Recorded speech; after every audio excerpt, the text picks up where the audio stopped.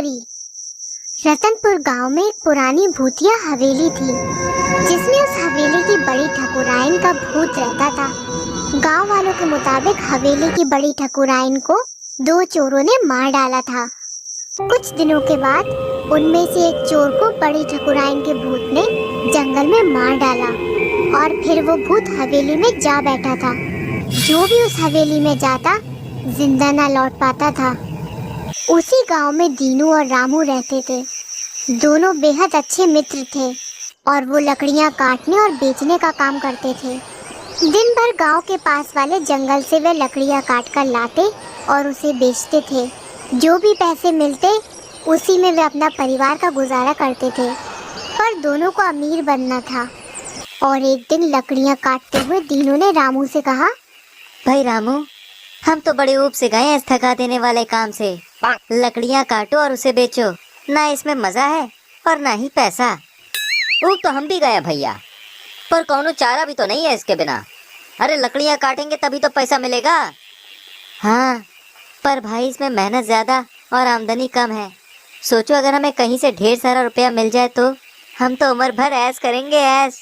अरे तुम्हारा ससुरा बैठा है क्या ढेर सारा पैसा लेके, हैं? अरे आज लकड़ी नहीं काटे तो कल घर में चूल्हा नहीं जलेगा और बात करते हो। तू सही कह रहा है मेरे दोस्त, पर मेरे पास एक गजब का आइडिया है पैसा कमाने का। अरे नहीं भाई, तुम्हारा आइडिया मेरे लिए अच्छा नहीं होता है। पिछली बार याद है ना, पवन पहलवान ने हमें बहुत मारा था भैया। अभी भी हमारी कमर में दर्द है। हम ना ही उसकी मुर्गियां चुराने वाले फिर से हाँ बोल दे रहे हैं।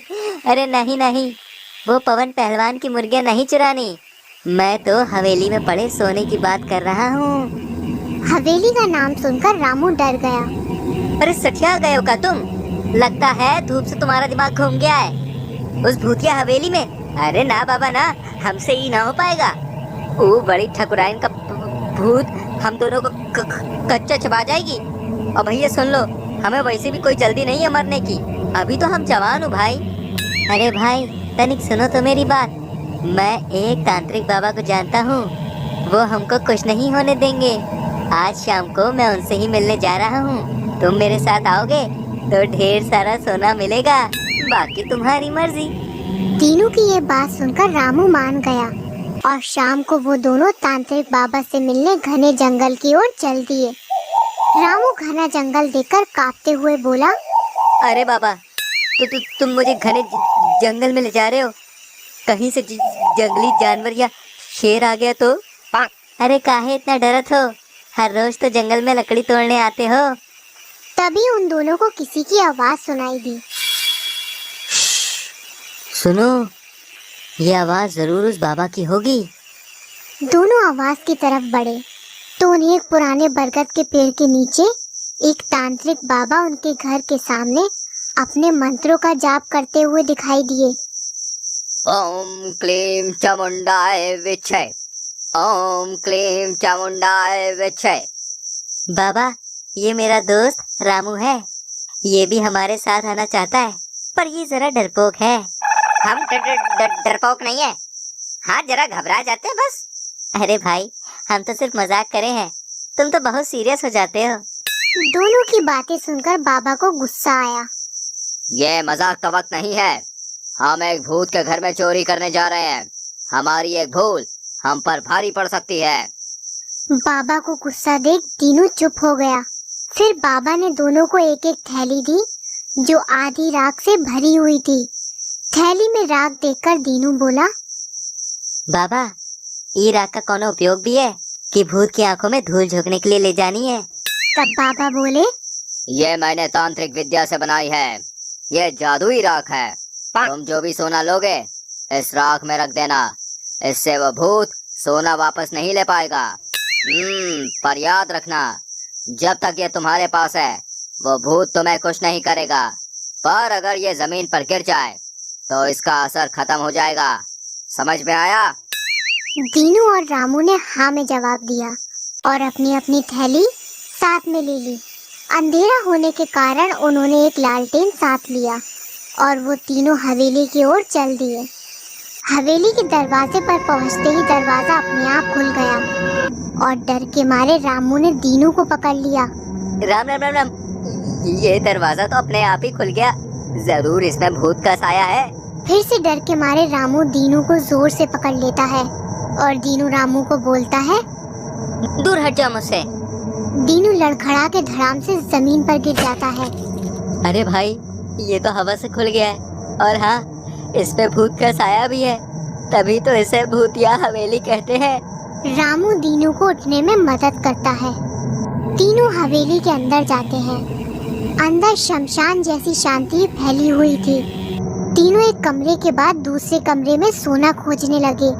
तभी कमरे में राजू की नजर कोने में रखे एक बड़े पिटारे पर पड़ी। रामू ने पिटारे को खोलकर देखा तो उसमें ढेर सारे सोने के गहने रखे हुए थे। रामू ने तुरंत दीनू और तांत्रिक बाबा को आवाज देकर बुलाया और तीनों गहने अपनी अपनी आधी राख से भरी थैली में भरने लगे। तभी राजू को पीछे से डरावनी आवाज सुनाई दी। उसने पीछे मुड़ के देखा तो वहाँ बड़ी ठकुराइन का भूत खड़ा देखकर वो डर के मारे चीख पड़ा, भूत! बड़ी ठकुराइन का भूत! रामू फिर से दीनू से चिपक गया। दीनू, मुझे बचा ले मेरे भाई, मुझे इतनी जल्दी नहीं मरना। अरे अभी तो मेरी शादी भी नहीं हुई है यार। अरे छोड़ो छोड़ो, मुझको छोड़ो। तुम मुझे फिर से गिरा दोगे, बुड़बक हटो। और 4 साल पहले ही तुम्हारी शादी हो चुकी है, डरपोक के साथ साथ भूलखंड भी हो गए हो का? हैं? तभी बड़ी ठकुराइन का भूत जोर जोर से हंसने लगा। दीनू को देखकर बड़ी ठकुराइन बोली, आखिर तुम्हें यहाँ वापस आना ही पड़ा। 10 साल पहले तुमने इसी कमरे में मुझे मार डाला था और इस पाखंडी बाबा ने मुझे यहाँ कैद कर दिया था। आज मैं तुम दोनों को मारकर अपना बदला पूरा कर लूंगी। दीनू ही वो दूसरा चोर था जिसने बड़ी ठकुराइन को मार डाला था। और जब जंगल में बड़ी ठकुराइन के भूत ने पहले चोर को मार डाला था, तब दीनू ने तांत्रिक बाबा की मदद से भूत को हवेली में कैद करवा दिया था। ये बात दीनू ने रामू से छुपाई थी। हे राम, ये हम कहाँ फंस गए? तुम ही वो खूनी चोर अब है। लालच के मारे में अंधा हो गया था। अब बड़ी ठकुराइन अपना बदला लेने के लिए हम तीनों को मार डालेगी। पर बड़ी ठकुराइन का भूत उन्हें जादुई राख के कारण कुछ नहीं कर पा रहा था। जब तक ये जादुई राख से भरी थैली हमारे पास है, कोई भूत हमारा बाल भी बांका नहीं कर पाएगा। दीनू सोने को अपनी थैली में ठूस ठूस कर भर रहा था। अरे भाई दीनू, बस हुआ इतना सोना, अब जल्दी से ही हमारी यहाँ से भाग जाने में भलाई है। पर दीनू रामू की बात न माना। अरे रुको रामू, थोड़ा और कर लूं। ओए, बस कर, अबे जल्दी यहाँ से निकलना है बे बुड़बक। हाँ बाबा जी, बस थोड़ा और ले लूं, थोड़ा। दीनू लालच में थैली में सोना भरता ही गया और वजन के कारण थैली नीचे से फट गई और सारा सोना और राख जमीन पर गिर गई। दीनू को पता चल गया कि उसकी जान अब खतरे में है, तो वह बाबा की थैली लेने पर बाबा पर झपट पड़ा। छोड़ो छोड़ो, मेरी थैली को छोड़ो, तुम तो मुझे भी मरवाओगे। दोनों की रपट झपट में बाबा की थैली भी फट गई। ये देख बड़ी ठकुराइन का भूत बोला, लालच में आकर 10 साल पहले तुमने मुझे मार डाला था, अब उसी लालच के कारण तुम भी मरोगे। ऐसा कहकर ठकुराइन के भूत ने पहले दीनू को और बाद में तांत्रिक बाबा को मार डाला। रामू ये देखकर गिड़गिड़ाकर रोने लगा। अरे बड़ी ठकुराइन, हमका माफ कर दो, हम बाल बच्चों वाला आदमी हूँ भाई। हमका नहीं पता था कि दीनू खूनी है। हम लालच में आकर आपका सोना चुराने आए थे। अरे हमका मत मारो प्लीज। एक शर्त पर तुम्हें जाने दूंगी और ये सोना भी ले जाने दूंगी। रामू वो शर्त के लिए मान जाता है। वादा करो ये सोना तुम लोगों की भलाई और मदद करने के लिए इस्तेमाल करोगे। हाँ, हम वादा करता हूँ, हम ये सोना गरीब लोगों की मदद के लिए ही इस्तेमाल करेंगे, सच्ची में। और याद रखना, लालच एक बुरी बला है, मेहनत की रोटी ही मीठी होती है। रामू ने बड़ी ठकुराइन से अलविदा लिया और हवेली के बाहर आया। बाहर आते ही हवेली का दरवाजा अपने आप बंद हो गया। वासु कई दिनों बाद अपने गांव हीरपुर आया था। बिटवा, अब तुम और श्रेया जल्दी से शहर में शादी कर लो। अरे मैया, शादी ही तो है, कर लेंगे। पर हम तुमको बता देते हैं, हम शादी यहाँ गांव में करेंगे। देखना, हम ऐसी शादी करेंगे कि लोग देखते ही रह जाएंगे। अरे वो आपकी वो पड़ोसन है ना, हाँ शर्मा आंटी, वो तो जलकर राख हो जाएंगी। हर बात मजाक की नहीं होती है। तुम शहर में रहने वाले लोग गांव के रीति रिवाज को नहीं समझते हो। तुम्हें पता नहीं है, हमारे गांव को श्राप मिला है। अगर तुम ई गांव में शादी करोगे तो वो पिशाचनी तुमको मार डालेगी। ई गांव में शादी नहीं हो सकती। हम अपने बिटवा की जान ऐसे खतरे में नहीं डाल सकते हैं। अरे तुम गांव वालों की सोच कभी नहीं बदल सकती, ये सब अंधविश्वास की बात है। वैसे भी देखो, हम श्रेया से वादा कर चुके हैं कि हम गांव में ही शादी करेंगे, और श्रेया के घर वालों ने भी तैयारी कर ली है। हम अगर शादी करेंगे तो ई गांव में ही करेंगे। जैसे ही वासु गांव में शादी करने की बात करता है, तभी घर की छत पर किसी के चलने और डरावनी आवाज में गुर्राने की आवाज आने लगती है। लागत है शादी की बात सुनकर वो पिशाचनी हमारे घर तक आ गई है। अरे तुम कुछ भी मत बोला करो माँ, हम तुम्हारी ये फालतू बात से डरने वाले नहीं हैं। फिर वासु ऐसा कहकर गुस्सा होकर वहाँ से चला जाता है। इन बच्चों के अकल पर तो पत्थर पड़े हैं, पर हम तो अपने बिटवा की जान खतरे में नहीं डाल सकते हैं। लागत है समधन जी से बात करनी पड़ेगी। फिर सुमन श्रेया की माँ मधु को फोन लगाती है। राम राम समधन जी। फिर सुमन अपने गांव के उस श्राप के बारे में मधु को बताती है और गांव में शादी करने के लिए मना करती है। अरे का समधन जी, आप अभी तक वो दकियानूसी बात को मानती हैं? अरे थोड़ा मॉडर्न बनिए। आज के जमाने में इंसान का कोनो शैतान से कम है। आप फालतू में डर रही हैं। ये सब मन का वहम है, वहम। अगर फिर भी आपके मन में इतना डर है तो हम एक बहुत ही अच्छे तांत्रिक बाबा को जानत हैं। उसने बड़े बड़े भूत प्रेत के छक्के छुड़ाए हैं। आप चिंता नहीं करें, हम शादी वाले दिन वो तांत्रिक बाबा को लेकर आएंगे। फिर शादी की तैयारियां शुरू होती हैं। तैयारियां तो शुरू हो जाती हैं, लेकिन शादी का कोई भी काम करना आसान नहीं हो रहा था। हर काम में कोई न कोई बाधा आ रही थी। कभी घर से अपने आप पैसा गायब हो जाता, तो कभी शादी के लिए आए हुए सामान में आग लग जाती। वासु की शादी गांव में हो रही है, ये सुनकर गांव का एक आदमी वासु के पापा से मिलने आता है। अरे हम ही का सुन रहे हैं भाई, तुम अपने बेटवा की शादी गांव में कर रहे हो? अरे तुम्हारे पास अक्ल है या नहीं? अपने बेटवा को मारने चले हो? अरे का कुछ भी बोल रहे हो? हाँ, थोड़ी जबान संभाल कर बात क्या करो। हमरे बेटवा की जान हमका अपनी जान से भी प्यारी है। अरे वो तो हम अपने बेटवा की जिद के आगे मजबूर है। लो भाई, इसे ही कहते हैं उल्टा चोर कोतवाल को डांटे। अरे हम तो तुम्हारे भले के लिए कह रहे हैं, अभी भी वक्त है, ऐसा ना हो जाए कि बाद में पछताते रह जाओ। वैसे भी गांव का कोई भी आदमी तुम्हारे घर की शादी में तो आएगा नहीं। अरे लोगों को मरना है क्या? ऐसा कहकर लल्लू वहाँ से चला जाता है।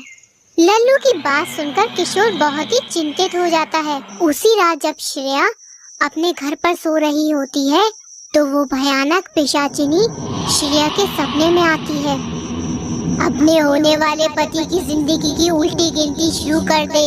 मैं शादी वाले दिन आऊंगी और तेरे पति को मार डालूंगी।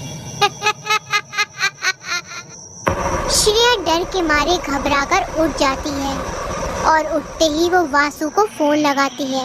अपने सपने वाली बात वासु को बताती है, लेकिन वासु उसकी बात पर विश्वास नहीं करता। अरे अब तुम भी शुरू हो गई श्रेया। अरे कम से कम तुम तो पढ़ी लिखी होकर ये सब बात मत करो यार।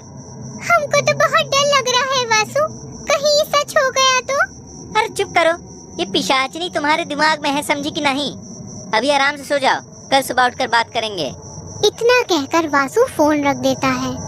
अब तो वो पिशाचिनी बार बार श्रेया के सपने में आने लगी थी और श्रेया को डराने लगी थी, लेकिन वासु के डर से श्रेया कुछ नहीं बोल पा रही थी।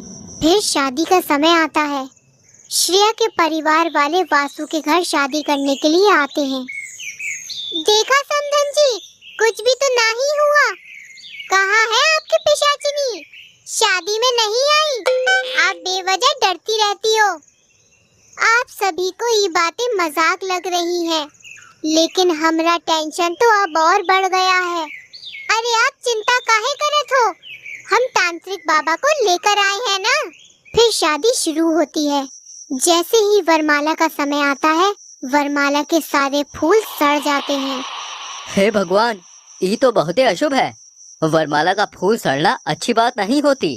तभी मंडप में आग लग जाती है और वासु को जोरों से चक्कर आने लगते हैं और वो चक्कर के कारण चेयर पर बैठ जाता है। वासु, वासु, ये तुमको क्या हो रहा है? हे भगवान, ये क्या हो गया हमारे बिटवा को? देखो, जल्दी बचाओ हमरे बिटवा को। वो पिशाचिनी हमरे बिटवा को जिंदा नहीं छोड़ेगी। हमने कहा था कि इस गांव में शादी नहीं हो सकती, लेकिन किसी ने हमारी बात नहीं सुनी। तभी वहाँ एक भयानक पिशाचिनी आती है। तुम्हारी इतनी हिम्मत कि तुम लोगों ने ये गांव में शादी की, अब हम इस लड़के को मार डालेंगे। नहीं नहीं, इनको मत मारो, हम इससे बहुत प्यार करते हैं। नहीं, इनको मरना ही पड़ेगा। फिर वो पिशाचिनी वासु को मारने के लिए आगे बढ़ती है। तभी तांत्रिक उसके सामने आ जाता है। बता, काहे मारना चाहती है इसे? अगर नहीं बताएगी तो हम तुमका यहाँ ही भस्म कर दूंगा। तांत्रिक बाबा के डर से पिशाचिनी अपनी आप बीती बताती है। आज से 60 साल पहले हम भी इस गांव में बहू बनकर आए थे।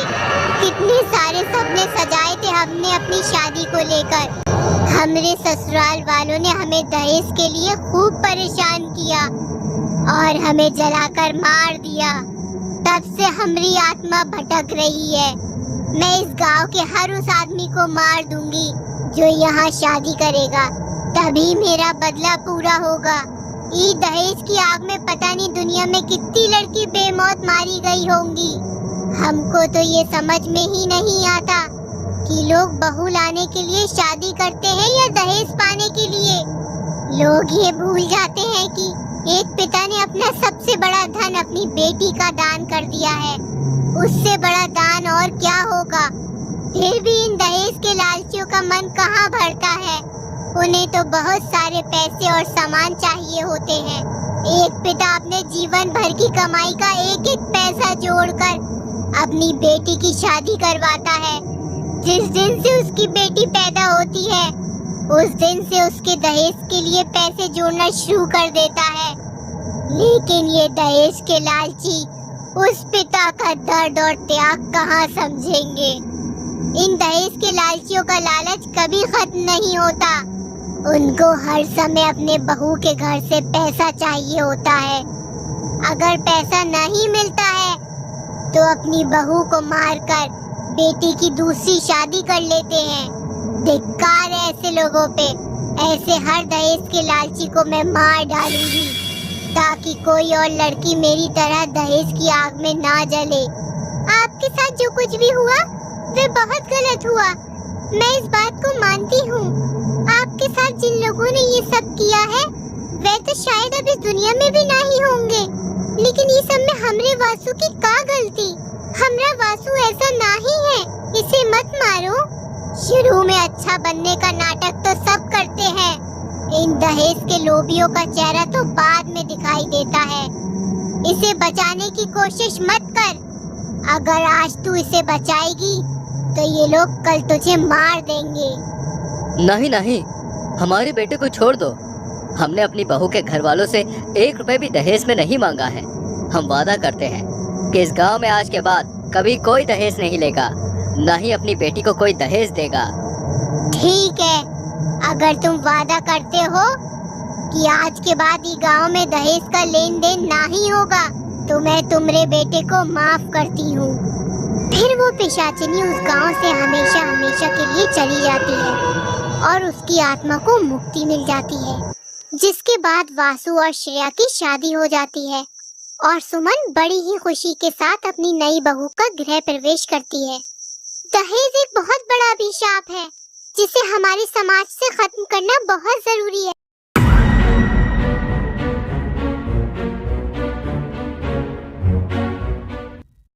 जमुनापुर के करीब अलबेला गांव में एक ऐसा घर था जिसमें सिर्फ चोर रहते थे।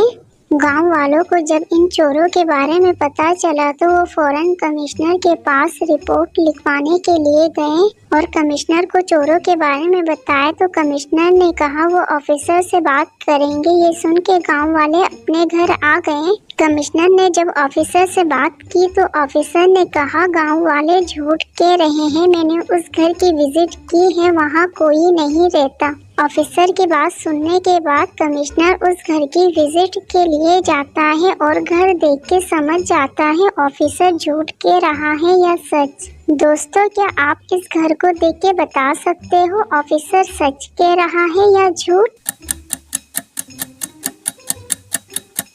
ऑफिसर झूठ कह रहा है। घर में मौजूद डायरी में 11 और 12 पेज नंबर खुला हुआ है जिसे देख के कमिश्नर समझ जाता है। लॉजिकल जीनियस, क्या आपका भी जवाब सेम यही था? कमेंट में यस लिख के बताइएगा।